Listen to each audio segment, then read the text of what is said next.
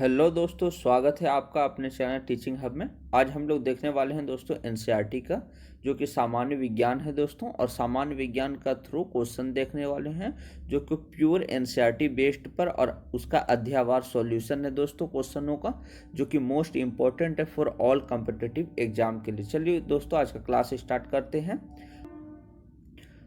इसे इस रूप में देख सकते हैं दोस्तों, जैसे क्लास 6 है तो क्लास 6 का पहला चैप्टर दोस्तों भोजन, ये कहाँ से आता है, भोजन के घटक, तंतु से वस्त्र तक। इस तरीके से पूरा अध्यायवार जो है इस प्रश्नों की श्रृंखला को ऑब्जेक्टिव टाइप में बनाया गया दोस्तों। इसी तरह से क्लास 7 का, क्लास 8 का, इसी तरीके से क्लास 12 तक का दोस्तों इसमें दिया गया है। चलिए दोस्तों, आज का क्लास स्टार्ट करते हैं। चलिए दोस्तों, देखते हैं पहला चैप्टर दोस्तों भोजन, ये कहाँ से आता है। तो इसका पहला क्वेश्चन है दोस्तों, निम्नलिखित में से कौन सर्वाहारी की श्रेणी में आता है। यानी सर्वाहारी कौन सा है दोस्तों, तो शाकाहारी और मांसाहारी इन दोनों को ही जो खाते हैं दोस्तों, वो क्या कहलाते हैं दोस्तों, सर्वाहारी कहलाते हैं। यानी शाकाहारी और मांसाहारी दोनों का जो गुण जिसमें आता है दोस्तों, उसे ही सर्वाहारी कहा जाता है।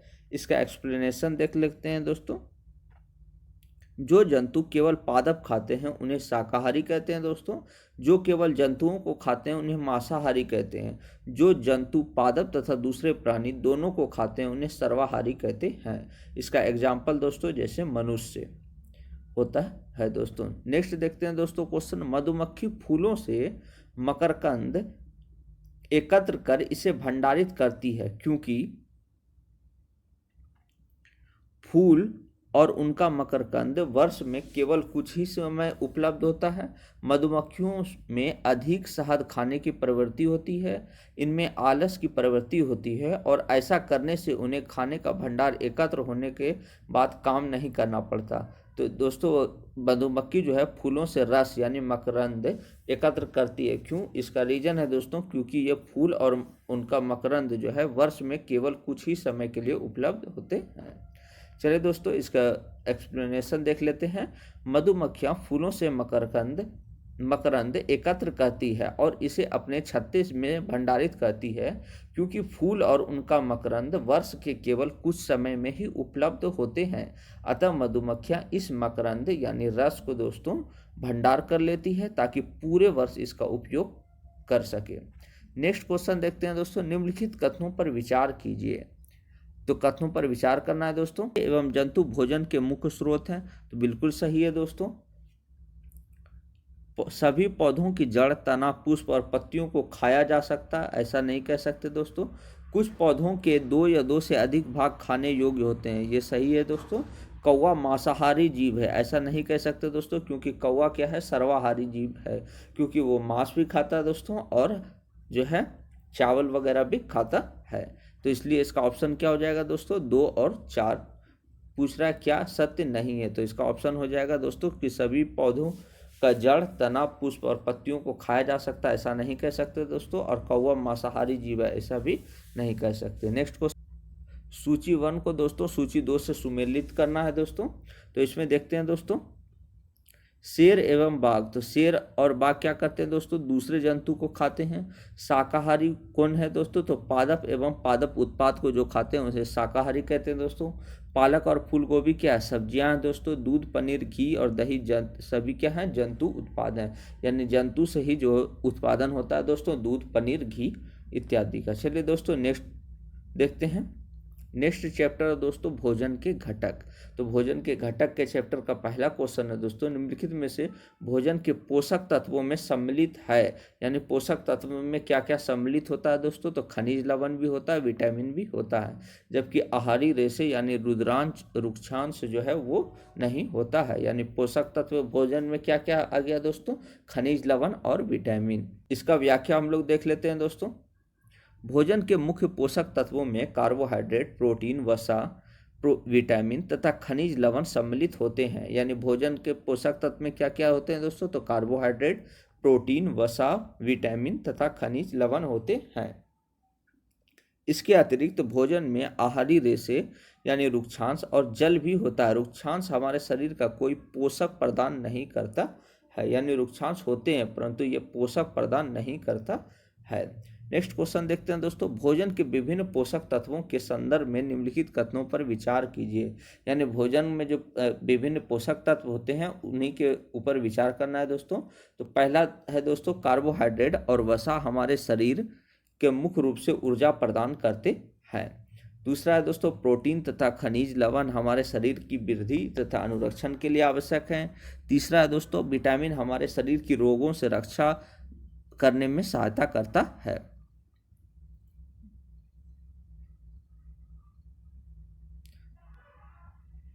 तो ये तीनों सही है दोस्तों कि कार्बोहाइड्रेट तथा वसा हमारे शरीर का मुख्य रूप से भोजन प्रदान करता है दोस्तों। प्रोटीन तथा खनिज लवण हमारे शरीर की वृद्धि तथा अनुरक्षण के लिए आवश्यक होता है दोस्तों।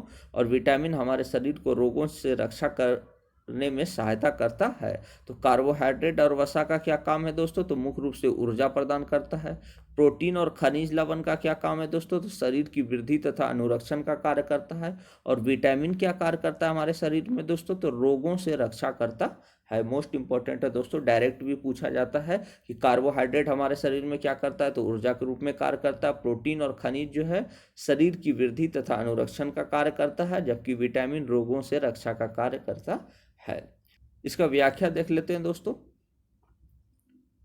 कार्बोहाइड्रेट और वसा से शरीर को ऊर्जा मिलती है। प्रोटीन तथा खनिज लवण शरीर की वृद्धि एवं अनुरक्षण के लिए आवश्यक हैं। विटामिन हमारे शरीर को रोगों से रक्षा करने में सहायता देते हैं, जबकि रुक्षांश बिना पचे भोजन को बाहर निकालने में हमारे शरीर की सहायता करता है। नेक्स्ट क्वेश्चन देखते हैं दोस्तों, कार्बोहाइड्रेट के विभिन्न प्रकारों के संदर्भ में निम्नलिखित पर विचार कीजिए। तो कार्बोहाइड्रेट का निम्नलिखित में से कौन सा है विभिन्न प्रकार दोस्तों? तो अमीनो अम्ल, मंड, शर्करा। तो कार्बोहाइड्रेट का जो मुख्य रूप से जो है प्रकार वो अमीनो अम्ल है, तो इसका ऑप्शन 1 होगा दोस्तों। इसका व्याख्या देख लेते हैं दोस्तों। कार्बोहाइड्रेट कई प्रकार के होते हैं। हमारे भोजन में पाए जाने वाले मुख्य कार्बोहाइड्रेट मंड तथा शर्करा के रूप में होते हैं। अमीनो अम्ल प्रोटीन होते हैं। अमीनो अम्ल क्या होते हैं दोस्तों? प्रोटीन होते हैं। नेक्स्ट क्वेश्चन देखते हैं दोस्तों। चौथा नंबर क्वेश्चन देखते हैं दोस्तों, वसा भोजन एक महत्वपूर्ण घटक है। यानी वसा जो है भोजन का एक महत्वपूर्ण घटक है दोस्तों। वसा के संदर्भ में हम लोगों को विचार करना है दोस्तों। भोजन में वसा की अत्यधिक मात्रा मोटापे का कारण बनती है। ये बिल्कुल सही है दोस्तों कि वसा के कारण जो है मोटापा आता है। वसा शरीर को ऊर्जा प्रदान करती है। सही है दोस्तों, क्योंकि कार्बोहाइड्रेट और वसा दोनों शरीर को ऊर्जा प्रदान करती है। वसा की तुलना में कार्बोहाइड्रेट की समान मात्रा से हमें अधिक ऊर्जा प्राप्त होती है।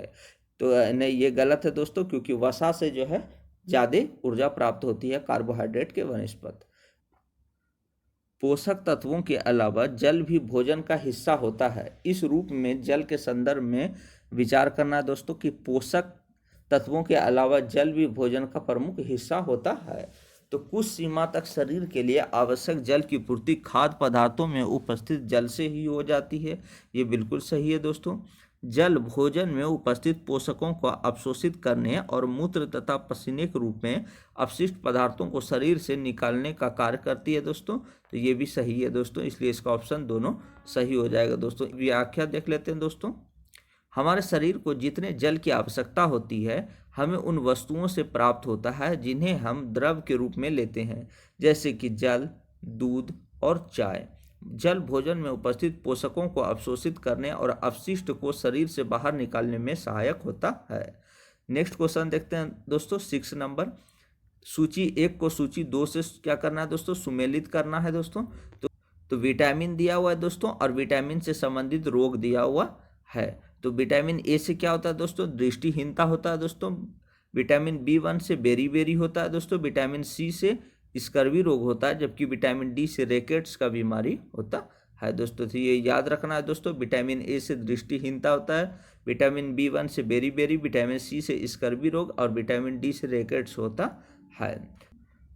चलिए दोस्तों, इसका व्याख्या देख लेते हैं। विटामिन ए की कमी से दृष्टिहीनता यानी रतौंधी होती है।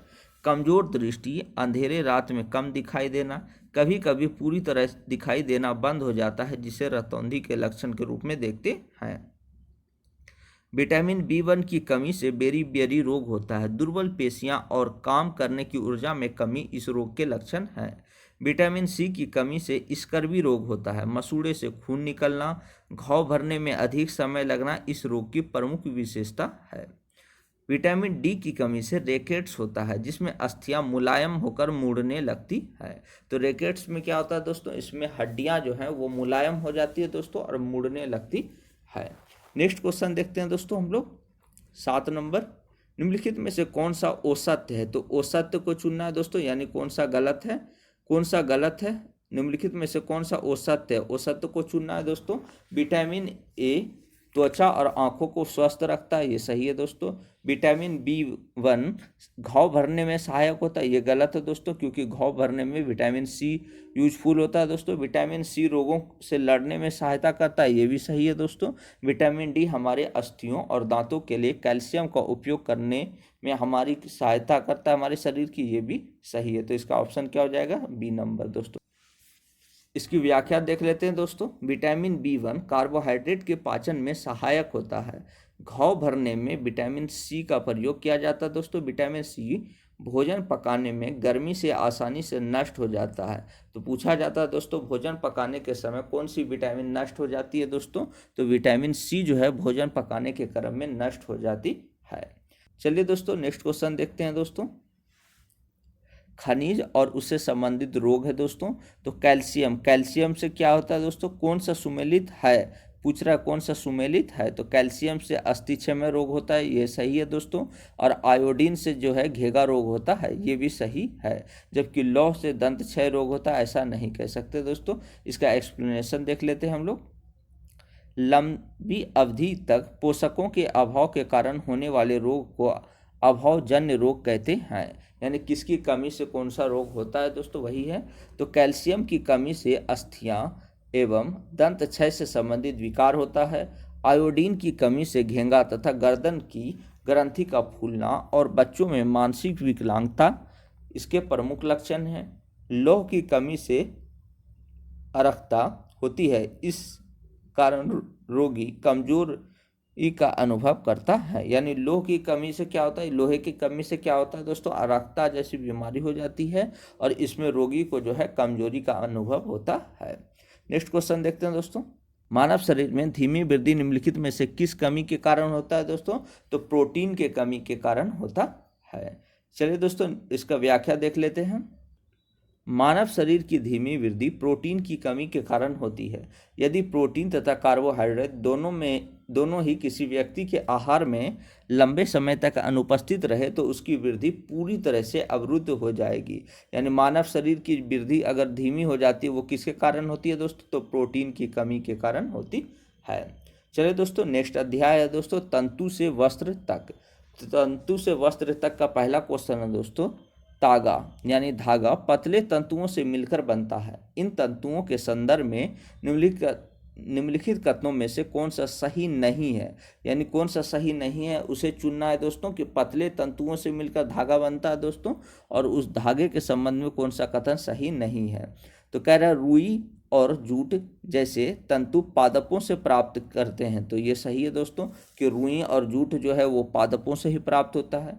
जूट नारियल का बाहरी आवरण होता है, ये ऐसा नहीं कह सकते दोस्तों। रेशम तंतु रेशम कीट के कुकून से खींचा जाता है, ये बिल्कुल सही है दोस्तों। ऊन तथा रेशम जंतुओं से प्राप्त होता है, ये भी सही है दोस्तों। जबकि जूट जो है नारियल से प्राप्त नहीं होता है, जूट का अलग पादप होता है। इसकी व्याख्या देख लेते हैं हम लोग दोस्तों।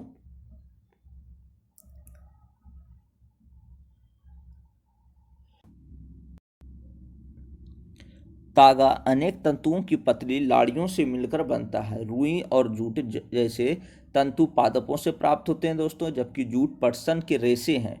पटसन एक द्विबीज पथरी रेशेदार पौधा है, इसे पाट या पटुआ भी कहते हैं। रेशम और ऊन दोनों जंतुओं से प्राप्त होते हैं। इसमें रेशम तंतु रेशम कीट के कोकून से खींचा जाता है, जबकि ऊन भेड़ बकरी खरगोश ऊंट तथा याक के बालों से प्राप्त की जाती है।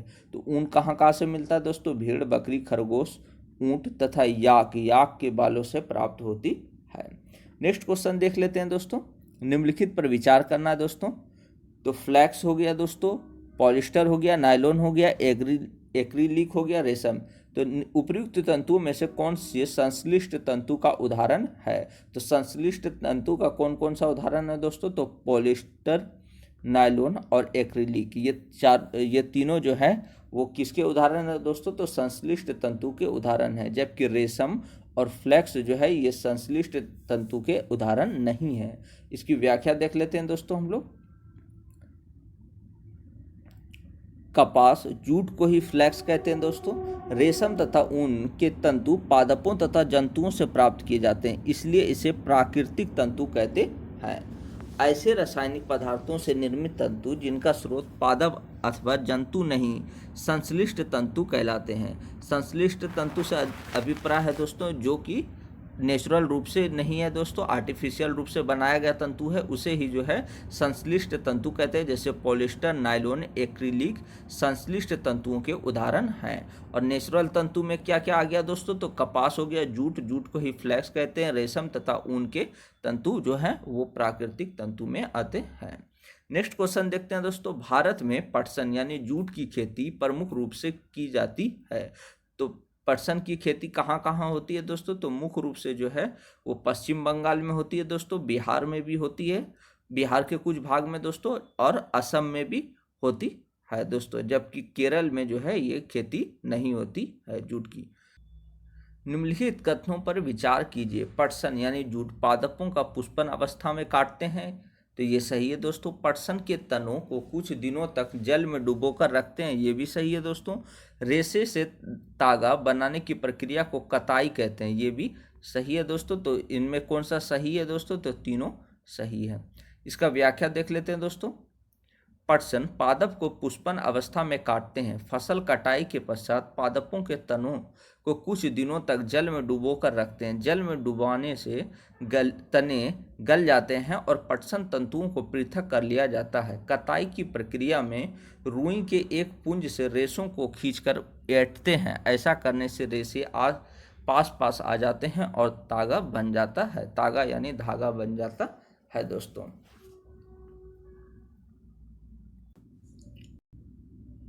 चलिए दोस्तों चौथा अध्याय देखते हैं दोस्तों। वस्तुओं के समूह बनाना यानी वस्तुओं के समूह बनाना, ये चौथा चैप्टर है दोस्तों। उसका क्वेश्चन देखते हैं। निम्नलिखित पर विचार कीजिए। ऑक्सीजन, सिरका, मिट्टी का तेल और नींबू का रस, तो कौन सा जो है जल में विलेय है, यानी जल में कौन कौन सा मिलने वाला है दोस्तों? तो ऑक्सीजन भी जल में विद्यमान होता है दोस्तों, जबकि सिरका भी मिल जाता है जल में, नींबू का रस भी जल में मिल जाता है, जबकि मिट्टी का तेल जल के ऊपर तैरता रहता है दोस्तों, ये कभी भी पानी में मिलता नहीं है। इसलिए इसका कथन क्या हो जाएगा दोस्तों? 1, 2, 4 सही है। चलिए दोस्तों आगे देखते हैं, इसके कुछ व्याख्या देख लेते हैं दोस्तों। कुछ पदार्थ जैसे गैस जल में पूर्णतः घुल जाते हैं, ऐसे पदार्थ जल में विलेय पदार्थ अथवा गैस कहलाते हैं। ऑक्सीजन, सिरका तथा नींबू का रस जल में विलेय है। कुछ पदार्थ जल में नहीं घुलते, ऐसे पदार्थ को जल में अविलेय कहलाते हैं। जैसे मिट्टी का तेल जल में अविलेय होता है। नेक्स्ट क्वेश्चन देखते हैं दोस्तों। निम्नलिखित पर विचार कीजिए दोस्तों। स्टील का प्लेट, तेल लगा कागज, गत्ते का डब्बा, कांच, उपयुक्त में से कौन सा पारभासी है? पारभासी तो इसमें मुख्य रूप से 3 प्रकार से होता है दोस्तों, पारदर्शी, अपारदर्शी और पारभासी। तो पारभासी का उदाहरण पूछ रहा है, तो तेल लगा हुआ कागज जो है दोस्तों ये पारभासी का उदाहरण है। जबकि स्टील का प्लेट जो है वो पारदर्शी है, गत्ते का डब्बा भी जो है वो अपारदर्शी है, जबकि कांच क्या है दोस्तों? पारदर्शी है। चलिए दोस्तों इसका व्याख्या देख लेते हैं। पदार्थ जिसके आर पार स्पष्टता देखा जा सके, यानी आर पार दिखता हो दोस्तों, उन्हें पारदर्शी यानी ट्रांसपेरेंट कहते हैं। जबकि जिनके आर पार नहीं देखा जा सकता उसे अपारदर्शी कहते हैं। यानी जिसके आर पार देखा जा सकता आसानी से दोस्तों उसे पारदर्शी, और जिसके आर पार नहीं देखा जा सकता दोस्तों उसे अपारदर्शी कहते हैं।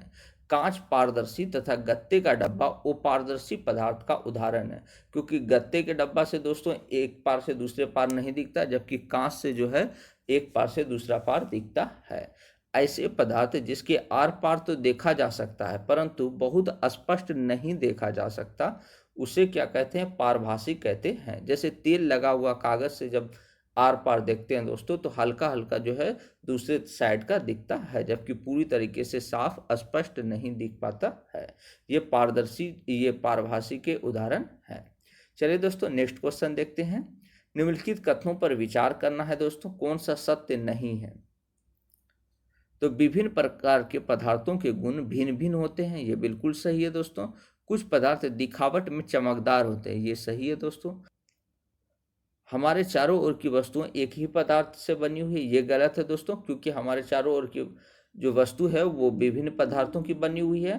पदार्थों का उपयोग बहुत सी वस्तुओं के निर्माण में किया जा सकता है, तो ये तो सही है दोस्तों, जबकि एक ही पदार्थ से बनी हुई ये गलत है। तो आइए दोस्तों इसके व्याख्या देख लेते हैं। हमारे चारों ओर की वस्तुएं अनेक प्रकार की पदार्थों से बनी हुई है, ना कि एक ही पदार्थ से। नेक्स्ट चैप्टर देखते हैं दोस्तों, पदार्थों का पृथक्करण। पदार्थों का पृथक्करण यानी सेपरेशन के संदर्भ में निम्नलिखित पर विचार कीजिए। तो निष्पावन, निस्तारण, निस्यंदन। तो निम्नलिखित में से कौन सा पृथक्करण की विधि यानी विधियां हैं। तो पृथक्करण की विधि कौन कौन सा है दोस्तों। तो निष्पावन भी है, निस्तारण भी है और निस्यंदन भी है, यानी तीनों जो है वो दोस्तों पृथक्करण की विधि है। चलिए दोस्तों नेक्स्ट क्वेश्चन देखते हैं। इसका पहले व्याख्या देख लेते हैं दोस्तों। निष्पावन, निस्तारण और निस्यंदन तीनों ही मिश्रणों से अवयवों की पृथक्करण की विधियां हैं। इसके अतिरिक्त हस्तचयन यानी हाथ से चुनना दोस्तों, चालन यानी सेविंग, अवसादन यानी सेडिमेंटेशन, थ्रेसिंग और वाष्पन यानी एवापोरेशन भी मिश्रणों में से अवयवों को पृथक करने की कुछ विधि है दोस्तों। तो मिश्रणों से पृथक करने की विधि क्या है दोस्तों अवयवों को। तो हस्तचयन हो गया दोस्तों, चालन हो गया, अवसादन हो गया, थ्रेसिंग हो गया, वाष्पन हो गया, ये सभी जो है दोस्तों ये मिश्रणों से अवयवों को पृथक करने की विधि है। चलिए दोस्तों नेक्स्ट तो देखते हैं दोस्तों दूसरा क्वेश्चन क्या है। पृथक्करण की विधियों के प्रयोग के संदर्भ में निम्नलिखित में से कौन सा कथन सत्य नहीं है। तो पृथक्करण से संबंधित कौन सा कथन सत्य नहीं है दोस्तों, इसके बारे में देखना है। किसी मिश्रण के कणों के ओमाप में अंतर का उपयोग चालन तथा निस्यंदन प्रक्रियाओं द्वारा पृथक्करण में किया जाता है, ये सही है दोस्तों। कि किसी भी मिश्रण के कणों का जो अवमाप है उसके अंतर का उपयोग चालन तथा निस्यंदन में किया जाता है दोस्तों। रेत और जल के मिश्रण में रेत के भारी कण तली में बैठ जाते हैं और अवसादन की विधि द्वारा जल को उड़ेल कर पृथक किया जाता है दोस्तों, ऐसा नहीं कह सकते दोस्तों। द्रव तथा उसमें ओविलीय पदार्थ के अवयवों को निस्यंदन की विधि द्वारा पृथक किया जा सकता है, तो ये सही है दोस्तों कि द्रव तथा उसमें जो ओविलीय पदार्थ होता है उसके अवयवों को निस्यंदन के द्वारा जो है पृथक किया जाता है। वाष्पन की विधि का प्रयोग द्रव में खुले ठोस को पृथक करने में किया जाता है, ये भी सही है दोस्तों। तो इसका व्याख्या देख लेते हैं दोस्तों। चालन प्रक्रिया में चलनी यानी छन्ने का प्रयोग किया जाता है। इसमें मिश्रित अवयवों के बड़े कणों को चालकर अलग कर लिया जाता है। अधिक महीन औषधियों को छानने के लिए कपड़े अथवा फिल्टर पात्र का उपयोग करते हैं। इस प्रक्रिया को निस्यंदन कहते हैं। दोनों प्रक्रियाओं में मिश्रण के कणों के आमाप में अंतर का उपयोग किया जाता है।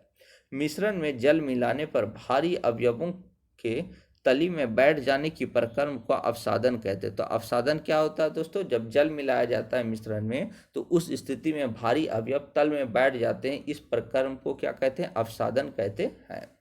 और निस्यंदन में क्या होता है दोस्तों, तो अधिक महीन औषधियों को छानने के लिए कपड़े तथा फिल्टर पत्र का उपयोग किया जाता है दोस्तों। इसी प्रक्रिया को क्या कहा जाता है, निस्यंदन कहते हैं। आगे देखते हैं दोस्तों। अवसादित मिश्रण को बिना हिलाए जल को मिट्टी सहित उड़ेलने की क्रिया को निस्तारण कहते हैं। यानी अवसादित मिश्रण जो है दोस्तों उसको क्या कहा जाता है, बिना हिलाए जल को मिट्टी सहित उड़ेलने की प्रक्रिया को ही क्या कहते हैं दोस्तों, निस्तारण कहते हैं।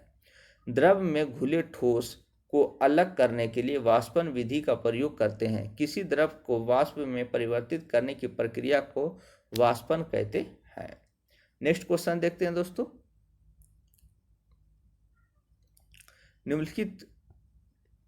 नेक्स्ट क्वेश्चन देखते हैं दोस्तों। निम्नलिखित विलयन यानी सॉल्यूशन में कोई पदार्थ एक सीमा के बाद और अधिक ना घोला जा सके, ऐसे विलयन निम्नलिखित में से क्या कहलाते हैं। तो संतृप्त विलयन कहलाते हैं दोस्तों। वैसा विलयन जो कोई पदार्थ में एक सीमा के बाद और अधिक ना घोला जा सके, ऐसे विलयन को जो है संतृप्त विलयन कहते हैं। इसका व्याख्या देख लेते हैं दोस्तों। जिस विलयन में किसी पदार्थ की मात्रा एक सीमा से अधिक नहीं घोली जा सकती है उस पदार्थ को संतृप्त विलयन कहते हैं। नेक्स्ट क्वेश्चन देख लेते हैं दोस्तों। किसी पदार्थ के विलयन को गर्म करने से उनकी विलेयता पर निम्नलिखित में से क्या प्रभाव पड़ता है? तो विलेयता क्या हो जाती है दोस्तों? इसकी विलेयता बढ़ जाती है। तो किसी भी पदार्थ को जब आप गर्म करते हैं दोस्तों, पदार्थ के विलयन को, तो गर्म करने पर उसमें गाढ़ापन आ जाता है, यानी विलेयता क्या हो जाता है दोस्तों? गाढ़ापन क्या हो जाता है? बढ़ जाता है। थैंक यू दोस्तों। अगर वीडियो आप लोगों को अच्छा लगा तो प्लीज़ चैनल को लाइक एंड सब्सक्राइब करें दोस्तों, और ज़्यादा से ज़्यादा शेयर करें दोस्तों।